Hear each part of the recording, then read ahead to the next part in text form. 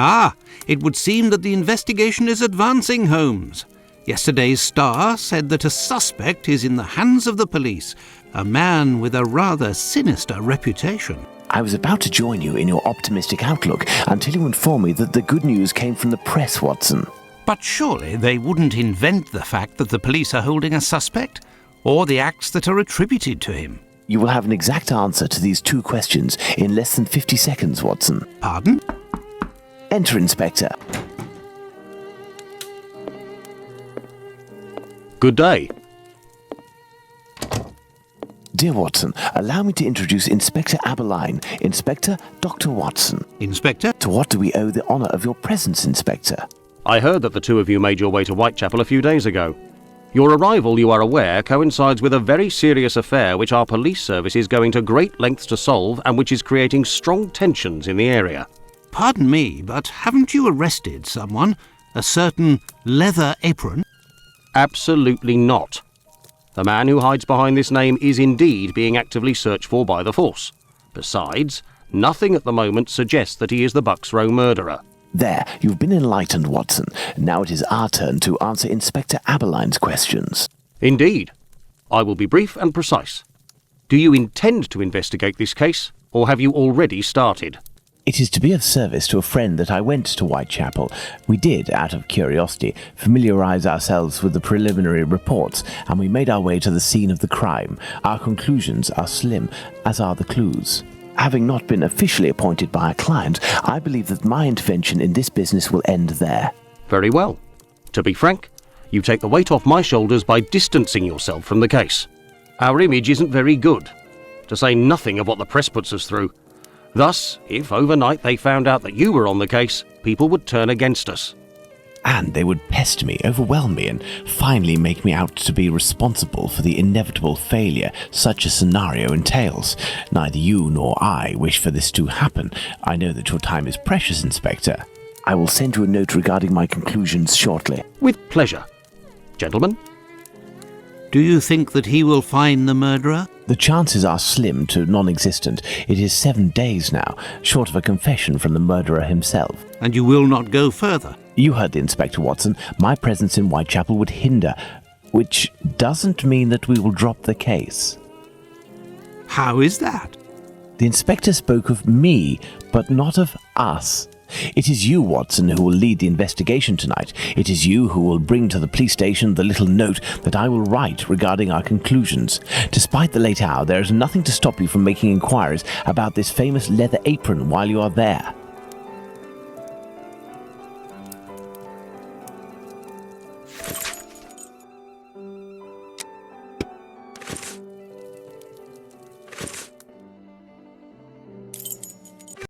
Well, if I follow Holmes's instructions, then to begin my investigation into this Leather Apron, I must first head to the police station.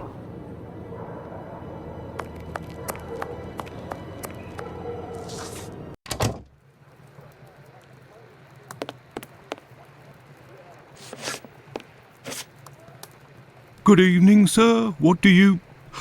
I know you. You were here last week with Sherlock Holmes. Indeed.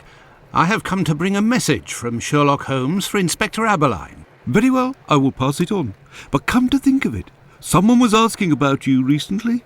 Finley, the caretaker of some shady boarding house nearby. Does that mean anything to you? Ah, perhaps. Actually, I read in the Star that you have arrested a suspect called Leather Apron. You shouldn't believe what you read in that rag, sir. The man is being hunted, but we have yet to get our hands on him, and we aren't close to it either. Why ever not? Bah, he's a specialist in the streetwalker racket. These girls make pitiful witnesses, and we don't inspire confidence. Furthermore, the man seems to be pretty discreet lately. Someone must be helping to hide him. How to get on his trail, then? One of these girls would have to confide in us and give a valid description of the man. Then we'd ask around the journeymen, who use aprons, I imagine.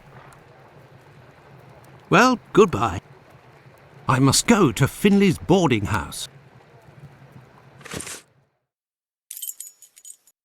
I must go to Finley's boarding house.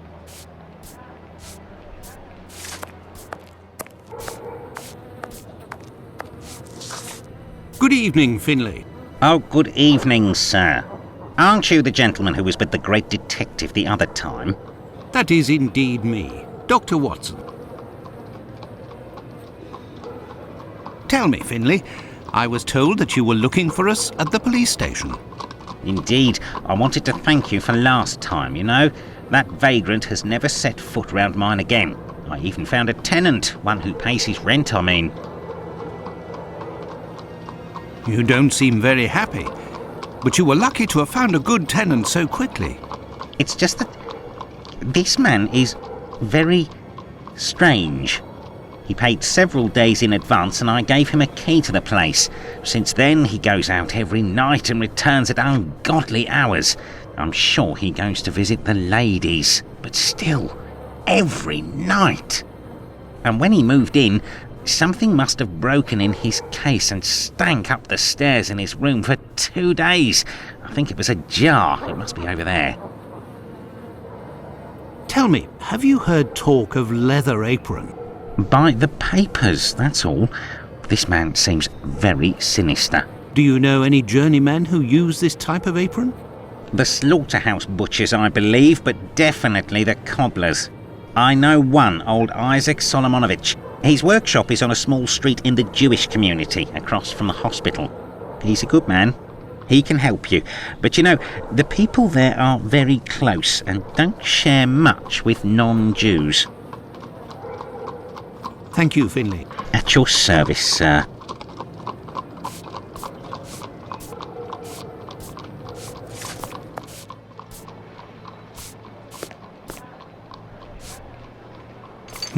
This odour is very strong indeed, but the whole neighbourhood as such has a dreadful stench.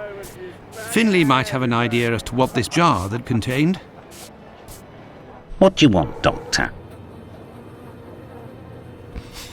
You're right, the pieces of the jar that your tenant broke do give off a strange smell. It's true. That's quite normal given his trade. Yes, and what would the trade be of your strange tenant? A doctor, like yourself, I believe. Dr. Tumblety, a foreigner. Canadian, perhaps. Dr. Tumblety. It might be interesting to know more about him. Thank you, Finley. At your service, sir.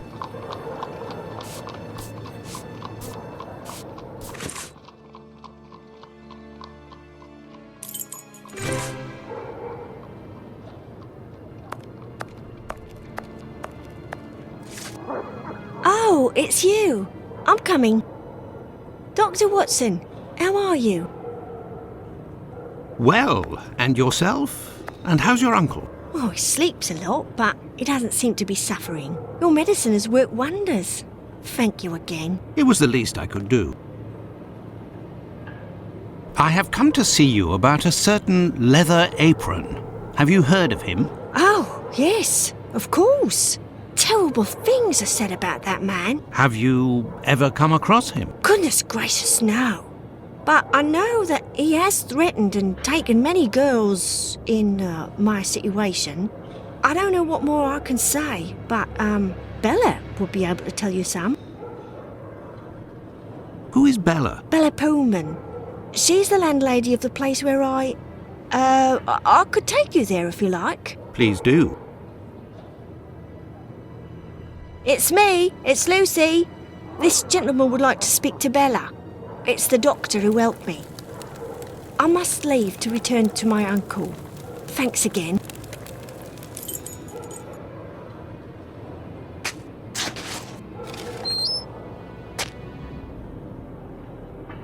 Out of the way, I don't like the look of you.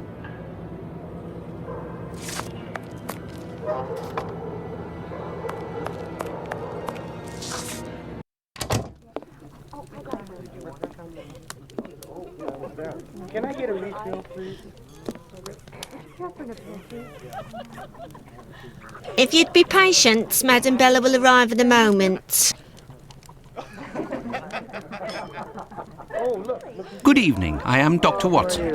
It is young Lucy who told me to come see you.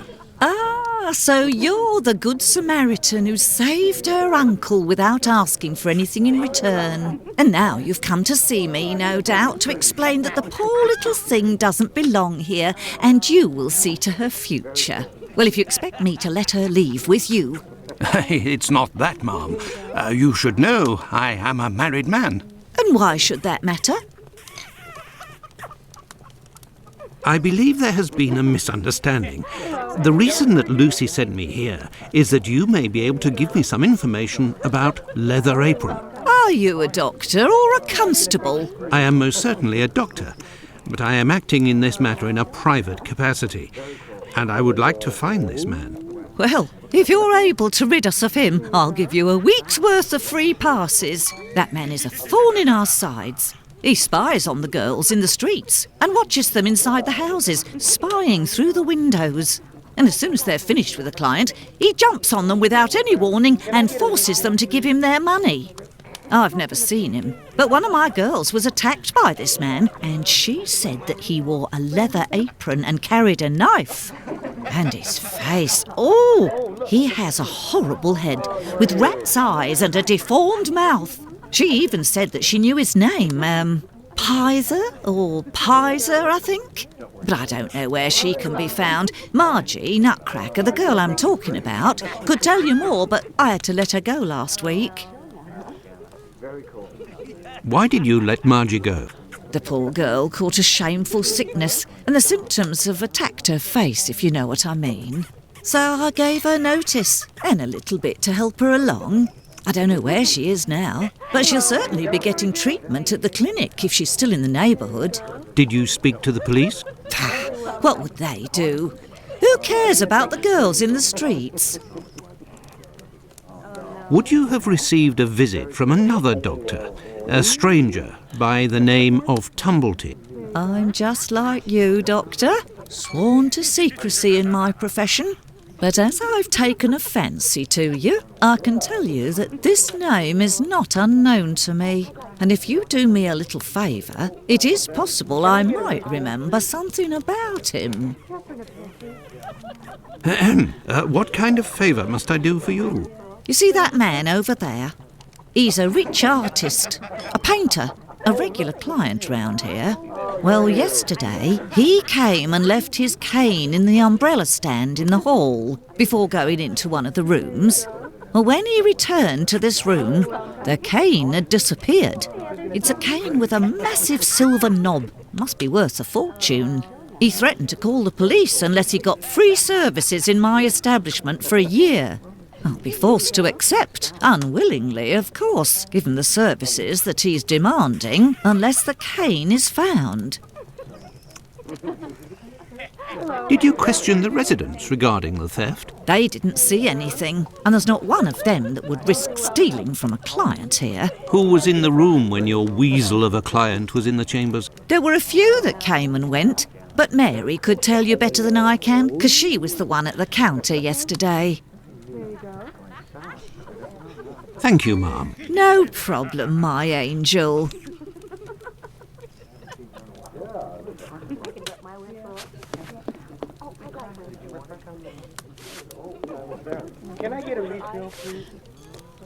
What happened to this rug? Oh, it's when we got a coal yesterday. I asked the young man to fill the pail. Came back to put it down, but his feet were covered in soot and he made a black print. Madam Bella said it was my fault and I got a shilling's penalty. I also have to clean the print and it's no picnic. He has immense feet, that boy. I heard that there was a theft yesterday. Did you see anything? No, and I was here the whole time. Who delivers the coal? It's never the same person. I've never seen that lad before. Do you always keep an eye on the coat stand? Oh, yes. Well, when the coal delivery came, a client came out of the chambers and stopped me from seeing the boy who brought the bucket of coal. You don't think he would have taken advantage? Until next time, miss. With pleasure, sir. A large black footprint.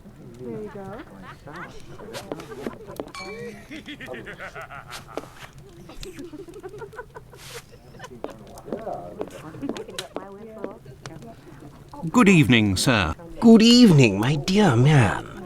I was led to believe that you're a doctor. None of the residents of this establishment are among my patients, sir. Oh, you're not here as a doctor, but as a man, then. I understand. This is my kind of place, too. It's in these houses in Whitechapel that you find the girls that are the most natural and definitely the most docile. Your way of speaking about these women is not that of a gentleman, sir. I heard that you were the victim of a robbery here. Oh, I'm not complaining. The loss of that walking stick will certainly bring me a very pleasant compensation. What does your cane look like?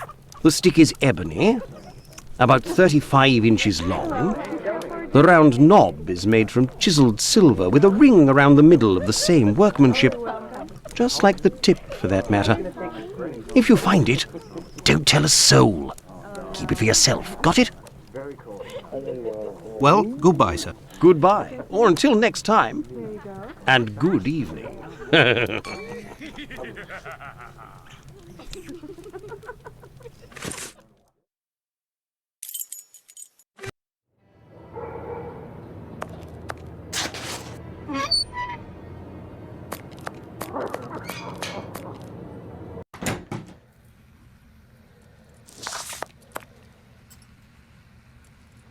These footprints are the same as those found on the rug at the brothel.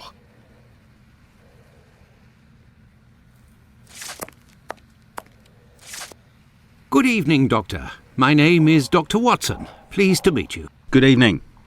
I am Dr. Gibbons. Likewise. I have come to see you about one of your patients. Margie goes by the nickname Nutcracker, who gets her prescription from the clinic. She's a lady of the night and is afflicted with a venereal disease. I know who you're talking about. Indeed, Margie has syphilis and is being treated with mercury. Do you have her address? No. And for your information, she left London for good 3 days ago. She felt threatened. Margie felt threatened? But by whom? I believe that Margie was particularly scared of a terrifying man who attacked her once. Did she say the name Pizer or Pyther? Unfortunately, she didn't give a name, but she described a man with shifty, rat-like eyes and a mouth twisted in a sinister grimace. Did Margie have any idea where this man who terrified her so much might be found? No, but she told me that another girl who'd been attacked like her had told her that this man worked in a cobbler's run by an old Israelite. Also, she saw him again last week, the night of the big fire. She told of going to see the fire like most everyone else in the area. While there, she recognised her attacker in the crowds gathered at the warehouses. There was no mistaking a face like that, she said. She kept an eye on the man the whole time the firemen were working in order to avoid him. Pardon me, Doctor, but who made the large black footprints there near the beds? The brother of one of my patients. The poor thing had her leg amputated after colliding with a carriage. We arranged to find her a prosthesis. Prostheses are very expensive. How did this man pay? He told me that one of his uncles gave him a walking stick with a chiselled silver knob. I agreed to accept this knob in exchange for a simple prosthesis with harness. But this object is of great value, and I could finance half a dozen other prostheses by selling it on Petticoat Lane. Doctor, I have reason to believe that the silver knob that you possess is from a cane that was stolen by the man who brought it to you, and I believe I know to whom it belongs. That's what I was worried about. The story of the uncle seemed a little strange. Nevertheless, you must have proof of what you claim. I will show you all of the knobs that we have here. If you find the knob that the young man gave me, I will believe you. So be it, but something is bothering me. I will need a complete cane, not just a knob. Don't worry, dear chap, build one. I can loan you some tools. Make use of the odds and ends in my cupboard. It'll help get rid of it. Well, I shall try. I will have to remember the description that Sickert gave. Goodbye, Dr. Gibbons. Until we meet again, my dear colleague.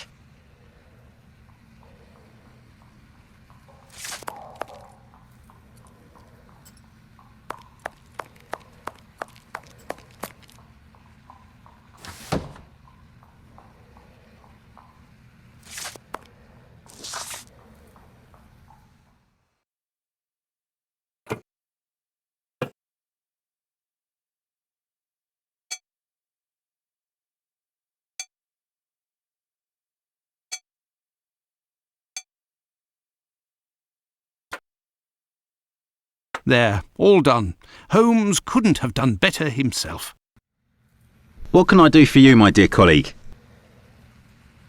I believe I found the knob from the stolen cane, which I succeeded in putting back together. That's the one. And yet I cannot give it to you, Doctor. I will only return it to the police, and only if there is an official complaint against me. Would there be a way to convince you to give me the cane? Find me a dozen solid adjustable harnesses for wooden leg prostheses, and it's yours, Doctor. Goodbye, Dr. Gibbons. Until we meet again, my dear colleague.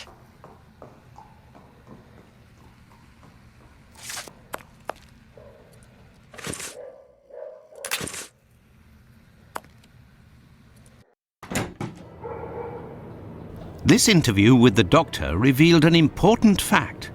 Leather Apron could not be the Bucks Row murderer. According to Margie, the villain passed most of the night of the crime at the fire. He could not have been at the scene of the murder at the moment it was committed. He is nonetheless a dangerous character.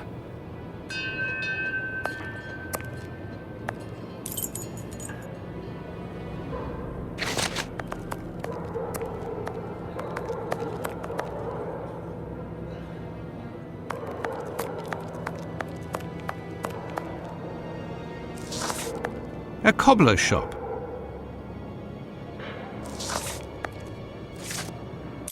There's nobody here. How very odd.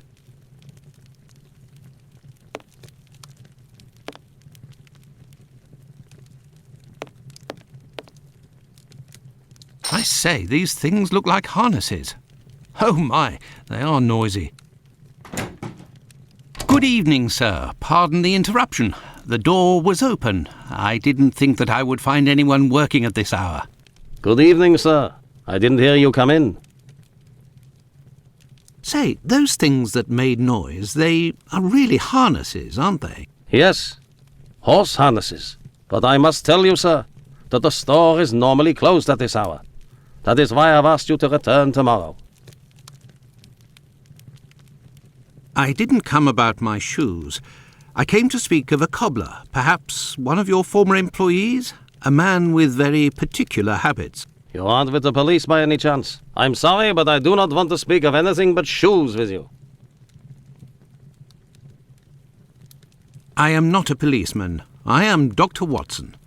It's Mr. Finley, who told me that you might be in a position to inform me. Ah, that Mr. Finley is a very brave man. And if he sent you, then you must certainly be a worthy man also.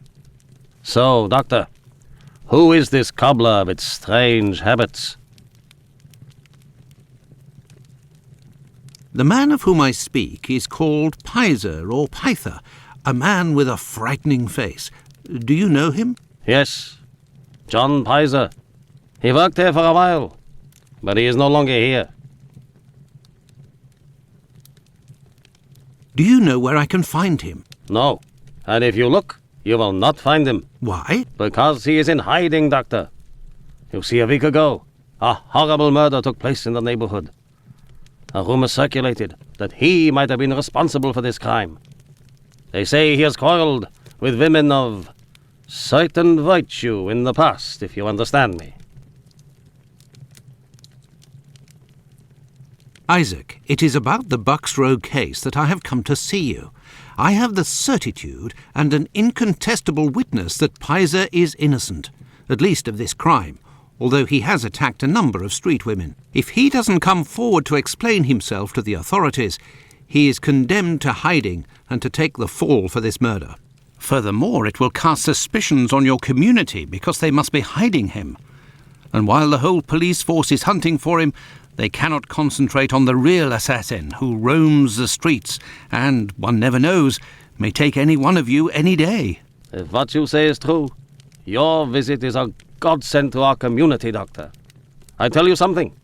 I know Sergeant Thick, an honest policeman who lives in the area. I'll tell John's family that he must go there to explain himself. But if you could please go as soon as possible to the police to give them this report that you say is incontestable. I will go as soon as I take leave of you. Thank you. If I can ever be of service in any way, do not hesitate to ask.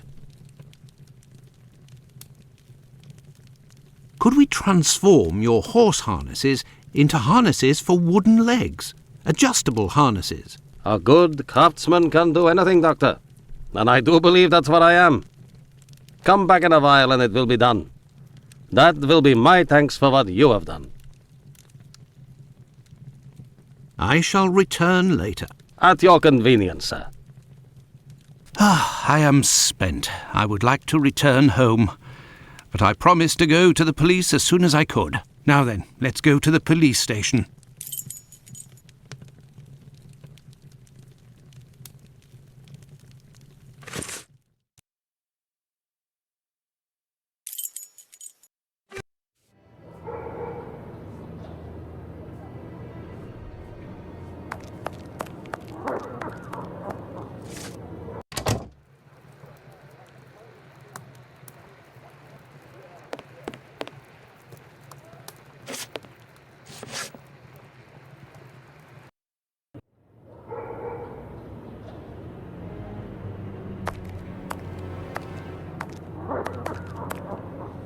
Will you?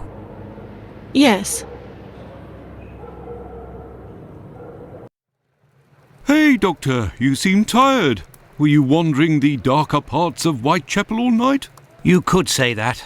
I have some information on Leather Apron, the man of whom we spoke earlier. Do you know where he is? No, but I can clear him of the Bucks Row crime. A witness proved him totally innocent. Oh, Watson, is it only now, after many hours of walking, that you decide to pass on the important message that Inspector Aberline is waiting for? But, no. But what are you doing here, Holmes? I was worried, Watson, and with good reason it would appear. Go give the message to this policeman and let's go home. Nobody appreciates me hanging around here, you know, and it's freezing cold. Ah, Creddle, none too soon. You will take the testimony of this. No, you continue with your duty shift. I must find Chandler in Ambury Street. He struck again. Who? The murderer, the Bucks Row assassin. Hanbury Street. Let's go, Watson. We have no time to lose.